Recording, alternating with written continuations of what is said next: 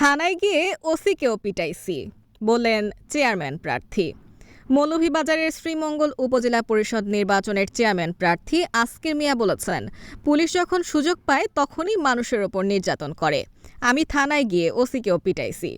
আমরা চাই অপরাধমুক্ত সমাজ হোক, সমাজে কোনো অপরাধ না হোক, মানুষের যে সমস্যা আছে সেগুলো সম্মিলিতভাবে সমাধান করা।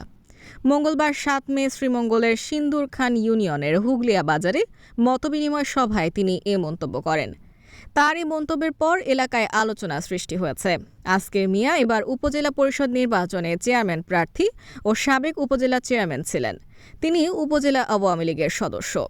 সভায় উপস্থিত ছিলেন উপজেলা আওয়ামী লীগের সিনিয়র সহসভাপতি ইউসুফ আলী, জেলা জাতীয় পার্টির সভাপতি ও শ্রীমঙ্গল শহর ব্যবসায়ী সমিতির সাধারণ সম্পাদক হাজী কামাল হোসেন, সাবেক উপজেলা পরিষদের ভাইস চেয়ারম্যান ও উপজেলা আওয়ামী লীগের দপ্তর সম্পাদক তোফাজ্জল হোসেন ফয়েজ, উপজেলা আওয়ামী লীগের সাংগঠনিক সম্পাদক বেলায়েত হোসেন, ধর্ম বিষয়ক সম্পাদক শেখ উফরু মিয়া, তথ্য ও গবেষণা সম্পাদক সাদাদুর রহমান সাজু প্রমুখ।